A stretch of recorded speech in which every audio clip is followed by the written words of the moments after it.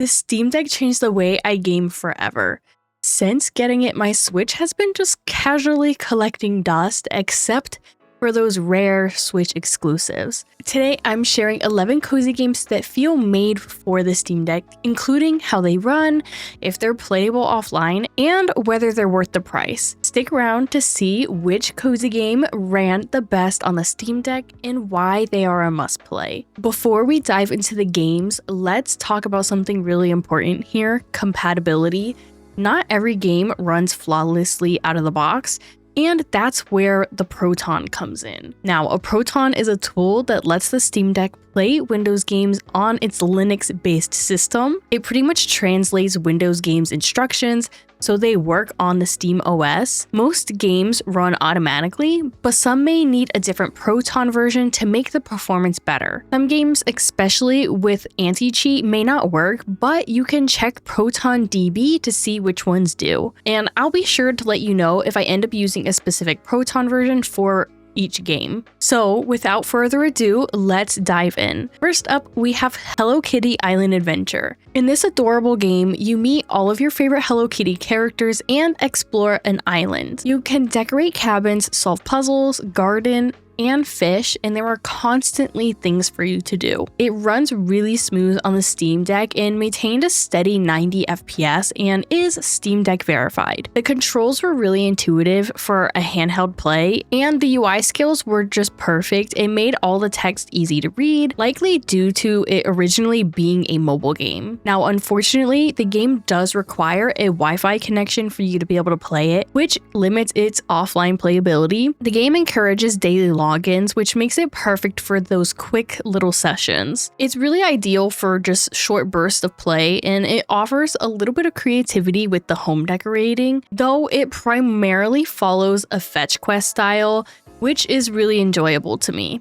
The audio was so satisfying and really immersive, and just overall enhance the experience in each area you explore. While the game has a lot of content, it is a bit pricey at $40, and it might be better to wait for a sale. Overall, this game is fantastic, and I have been playing it so much. Moving on, we have The Sims 2. You have complete influence over your Sims' lives, from conception to death, influencing their traits and aspirations across generations. You can choose their goals, such as romance or fame, and either help them succeed or watch their life fall apart. From the authoring novels to marrying aliens or even running into ghosts, the game gives you a lot of freedom to do whatever you want with your Sims life. Sims 2 surprisingly ran so well on the Steam Deck for me. It was hitting anywhere between 30 to 60 FPS. I honestly was just quite surprised how well it ran. The controls, I will say, need a little bit of tweaking to make it a little bit more playable and just navigating around more seamless, but you can play this one without Wi-Fi, which is absolutely perfect if you're traveling or just chilling without any internet connection. I seriously can play this game for hours, and for me personally, I feel like Sims 2 was much sillier and more lighthearted than Sims 4. I remember as a kid just sitting down for hours, decorating and designing my house, and just causing the utmost chaos with my Sims. And I do the same thing, nothing has changed. Now, the audio is really relaxing, and just the soundtrack in this game is so good. I'm not brave enough to mod this game, but I'm pretty sure you can. There are actually a few videos that I found that walk you through the process. Now, at $30 or $40 for the Sims 25th birthday bundle, it is 100% worth it. This game is such a blast from the past, and I'm so happy that I can finally play it from the comfort of my sofa or my bed. Next up, we have Into the Emberlands, which is a cozy exploration game with a roguelike twist, where you rebuild the home of charming Nax in a world threatened by a mysterious Misima. As the chosen light bearer, you use a lantern fueled by ember to venture into the Misima, rescue lost Nax, and gather resources to expand your village. Into the Emberlands runs incredibly smooth on the Steam Deck, and it is also Steam Deck verified. I actually preferred playing this game on my Steam Deck over my PC. The UI scales well, but if you have trouble seeing smaller text, it might be a bit hard to read the task list. You can play this game offline, making it perfect for traveling or just chilling, again without Wi-Fi. What makes this the perfect cozy game for me is definitely the music and just how relaxing it feels while exploring, even though it can be incredibly frustrating when you die and lose all of your things. It feels like you're playing a really unique puzzle game. Now, the game is satisfying whether you play it in short bursts or long sessions, and just depending on your mood for that day. I highly recommend picking this one up. It's inexpensive and runs amazing on the Steam Deck. Moving on, we have Bloomtown: A Different Story, which is a narrative JRPG where you play as Emily and her brother Chester, who must uncover the mystery behind the disappearing children and the growing demon world. The game combines turn-based combat, monster taming, and social RPG elements, allowing you to explore the town, battle demons, and build your own demon hunting squad. Your choices and actions will help save the town and its inhabitant from a dark fate. This game is Steam Deck verified and it runs amazingly well, hitting around 60 FPS. The controls work perfectly for the handheld play, and though the text can be a bit smaller at times, it's not too bad. Most single-player games, including this one, can be played without Wi-Fi, making them just perfect for traveling. The gameplay loop is pretty fun and it keeps me coming back for more. I prefer playing this game in longer sessions because it's a narrative-driven game and you really want to keep going through the story. The fight scenes audio is so much fun and it just adds to the excitement. At $25, I definitely recommend this game. It is so worth the money. Moving on to Luma Island, you start your journey in a humble caravan and work your way up to building a majestic manor. Along the way, you'll solve quests, help locals, and face challenges like dangerous spider caves, ancient temples, and hidden treasures. You can choose from 7 unique professions, upgrade your tools, and collaborate with teammates to master your craft. Luma Island plays pretty well on the Steam Deck, hitting around 40 FPS, and this is also verified on the Steam Deck. Personally, I enjoyed playing this game with the controller. All the controls just make sense, and it's not like you have to relearn anything.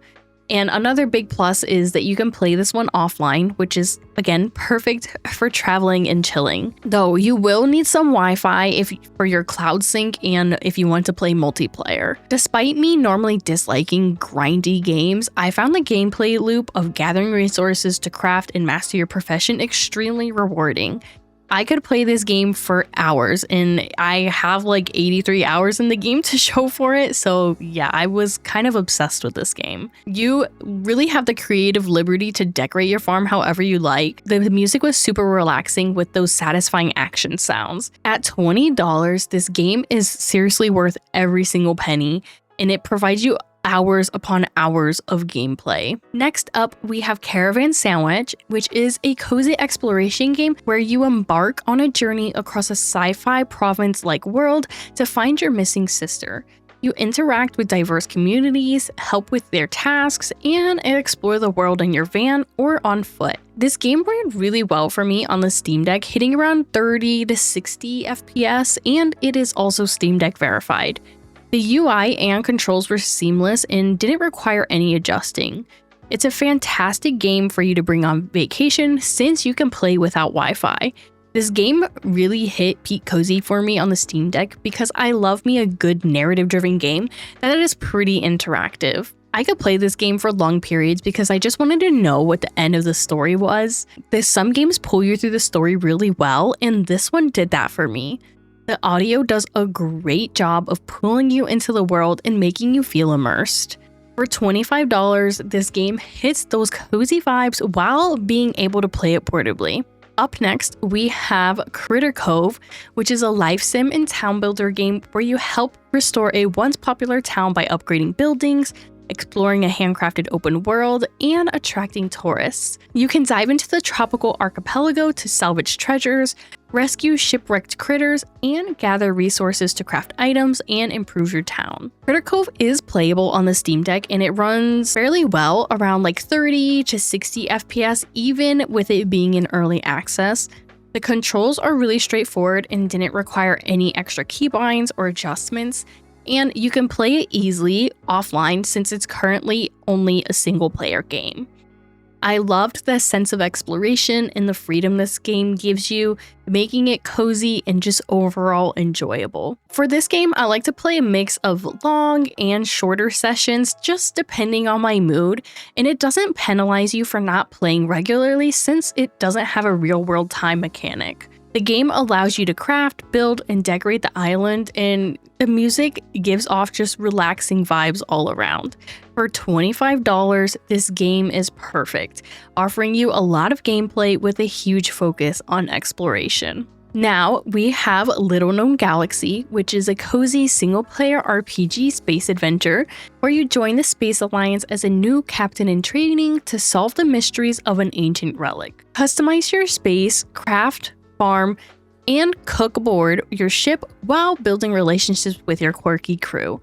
You'll explore new worlds, hatch and raise cute little aliens, restore your ship, and even find romance among the crew members. Little Known Galaxy is perfect for the Steam Deck, running around a steady 90 FPS without needing any setting adjustments. The UI is scalable, making it easy to read, and the controls are intuitive without needing any extra key rebindings. You can play this game offline, which is perfect for traveling.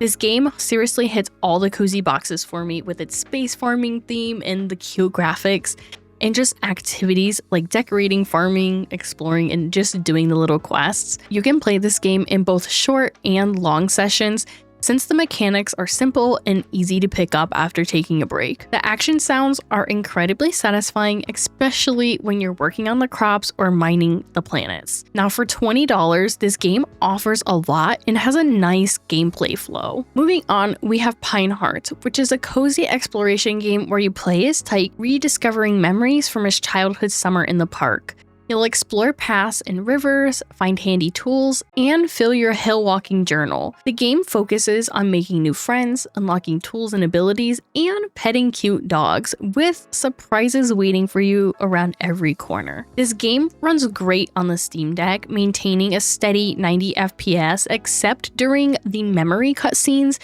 where it drops down to around 60 FPS. The controls and the UI are well suited for handheld play, though I wish I could zoom out to see more of the screen. It's perfect for traveling since it can be played offline, and the game has some really cozy vibes with the fun quest and just the story progression. Taking a break from playing can make it a little bit harder to remember what you were doing when you pick it back up. The audio in this game is really immersive, and it has those really cute, satisfying action sounds and just a calming ambiance. While the game is cute and fun, but with about 7-ish hours of gameplay, I'd recommend waiting for a sale rather than paying the full $20 for this game. Now we have Creatures of Ava, which is a unique creature saver game where you join Vic, a young nature explorer, on her expedition to the planet Ava. You'll explore 4 distinct ecosystems, tame wild creatures with a special flute, and help the inhabitants fight an infection called the Withering. The game focuses on healing rather than combat, encouraging exploration and understanding of planets' rich ecosystems and the creatures that inhabit them. This game is Steam Deck verified, runs okay, though at epic settings it barely hits 30 FPS, and so I ended up lowering the quality to medium and switching it over to windowed mode, which improved the performance to around 30 to 50 FPS, but it's just really inconsistent. The game allows you to increase the UI text scale for just better readability, and the controls are really easy to use with their on-screen references to help you navigate the game. This game is great because it can be played offline, making it perfect for those who are traveling, and the cute creatures and engaging story just kept me coming back for more. You can play this game in both short bursts or longer sessions, it's just really up to you. The audio is pretty immersive and really enhances you in the game's purpose.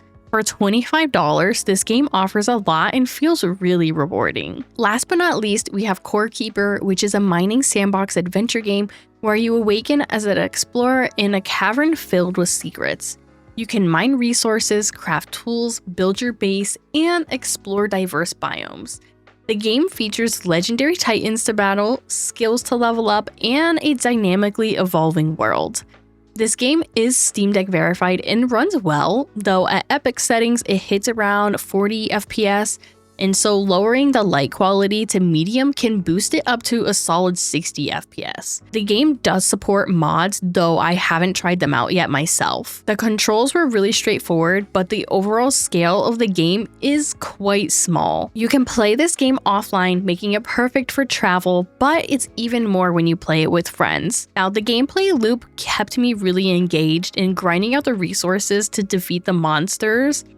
I could just easily spend hours playing this game. Now, it allows for both short bursts and longer sessions. The game offers a lot of creativity, letting you build a whole base. The audio ambiance is absolutely perfect and just overall enhances the whole experience. Now, for $20, this game is a fantastic deal and has so much content and fun to be had. Now, those are my top cozy games for the Steam Deck. Which one are you most excited to try, or did I miss one of your favorites? Let me know in the comments down below. I hope that you found this video helpful, so make sure you give it a thumbs up and subscribe for more cozy gaming content. I also did another video about more cozy games for you to play on the Steam Deck, so if you want even more suggestions, make sure you go check out that video next. So until next time, happy gaming.